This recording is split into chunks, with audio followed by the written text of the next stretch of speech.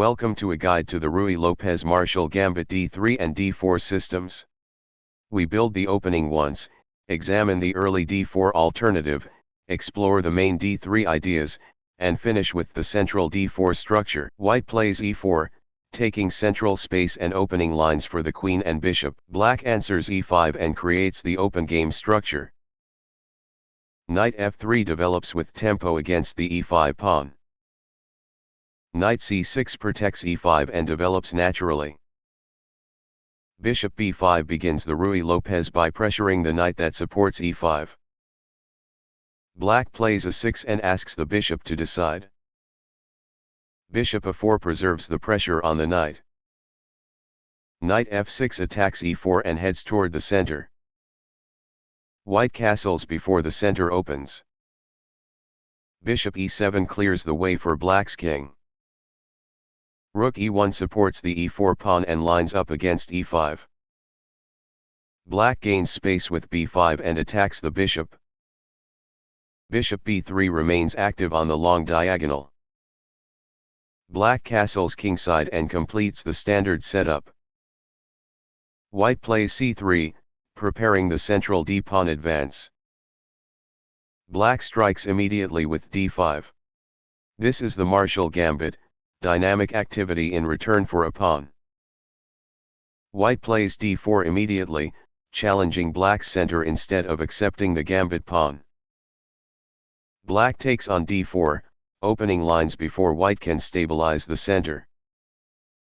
White advances E5, gaining space and asking Black's knight where it belongs.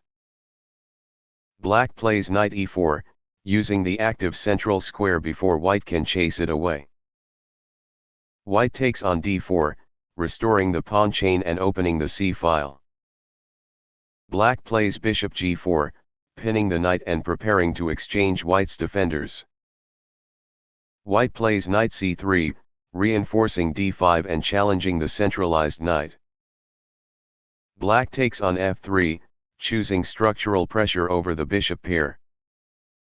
White recaptures with the G-pawn, accepting a damaged structure in exchange for central space. Black takes C3, further weakening the pawn structure before regrouping the pieces. White takes C3, creating doubled pawns but preserving central control. Black plays Knight A5, aiming at the bishop on C2 and preparing the F-pawn advance. White plays Bishop C2, keeping the bishop on the useful diagonal. Black plays F5, beginning the familiar martial pawn storm. White plays King H1, stepping away from checks before Black's king attack develops. Black plays King H8, keeping the king safe and preparing to support the attack. Returning to the position after Black's D5 break, White can also accept the gambit and enter the modern C6 structure. The E-pawn takes D5, accepting the central challenge. Knight takes D5, centralizing with tempo and keeping the initiative. Knight takes E5. White takes the pawn, but Black's pieces are ready to attack. Black's knight takes E5, removing White's active knight. Rook takes E5. White has the extra pawn, but the rook can become a target. Black plays C6, keeping the knight firmly posted on D5 and preparing the attack. White plays D3, developing quietly and keeping the central pawn on D2 for later. Black plays Bishop D6, attacking the rook and aiming at White's king side.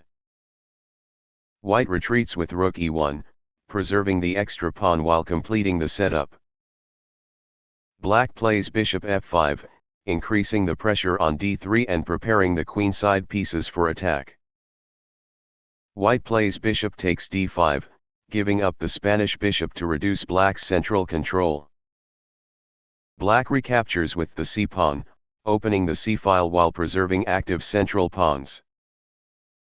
White plays Bishop E3, completing development and looking for queenside coordination. Black plays Queen H4, aiming directly at the king and the H-file. White plays G3, taking away h4 but weakening the dark squares around the king. Black retreats to h3, keeping pressure on the king without allowing a queen trade. White plays queen e2, connecting the queen to the king side and preparing to meet tactical threats. Black plays bishop g4, pinning white's queenside defender and increasing the attack. White plays queen f1, protecting h3 and keeping the queen close to the king. Black returns to h5, keeping the queen ready for the coming rook and pawn pressure.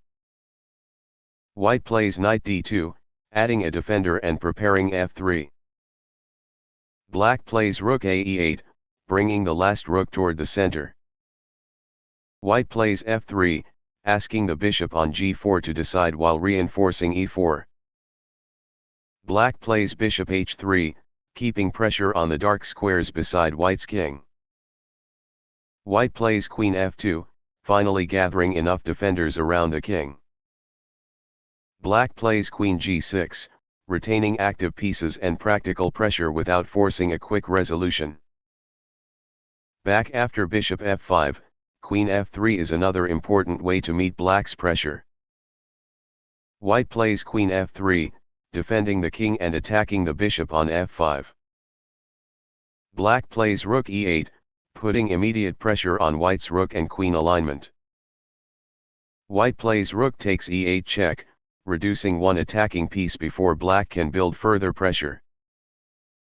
Black recaptures with queen e8, keeping the queen central and the bishop active. White plays knight d2, preparing to bring the knight to f1 and cover the king.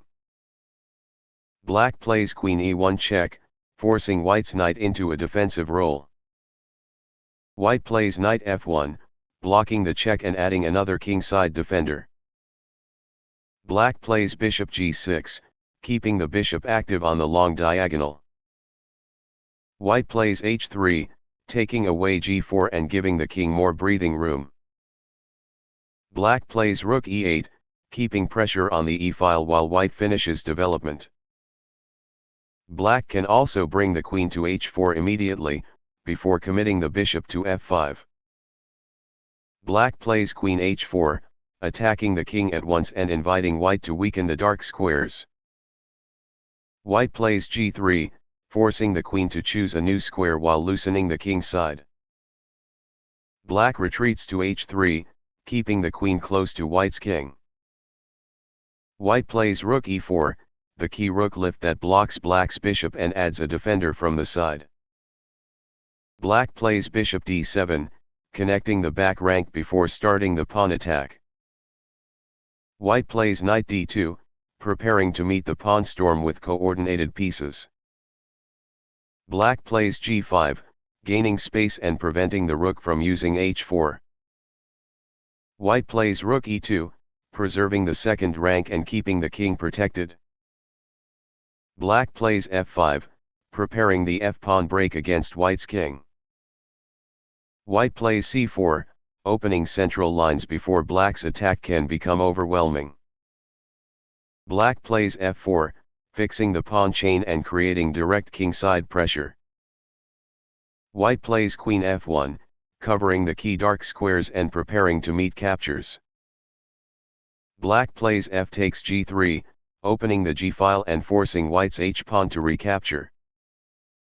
White plays h takes g3, keeping material together while accepting a weakened structure.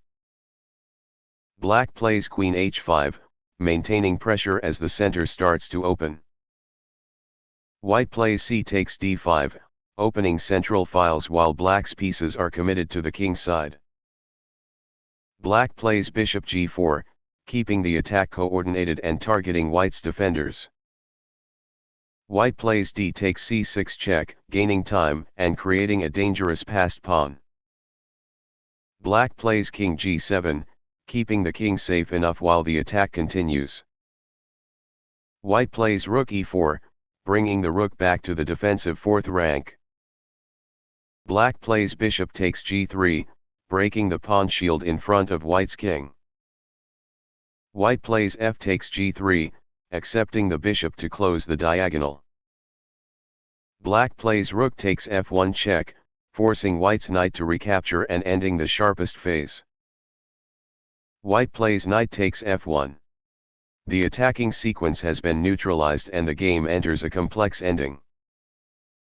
After queen h4, white must not grab the bishop on f5.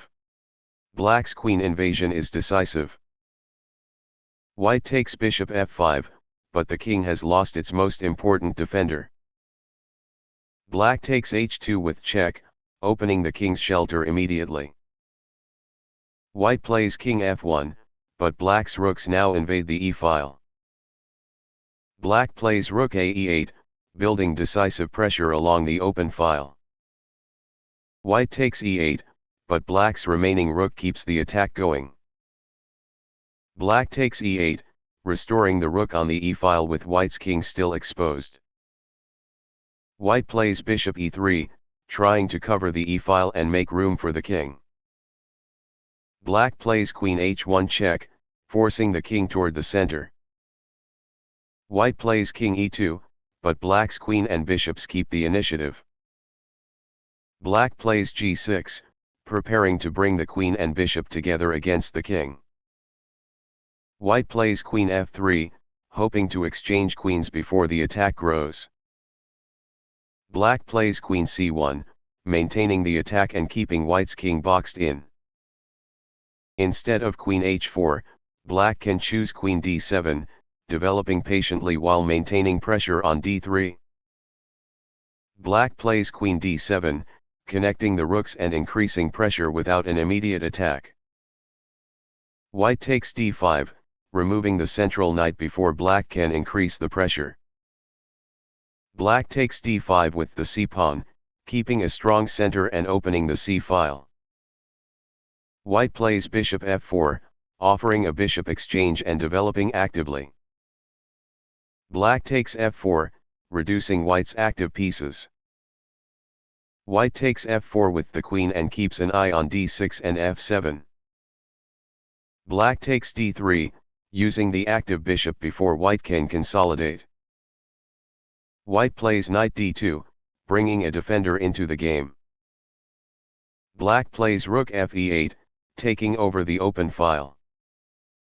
White plays knight b3, improving the knight and eyeing c5 and d4. Black plays queen c6, coordinating the queen with the bishop and rook pressure. White plays queen d2, defending the king and preparing a useful knight jump.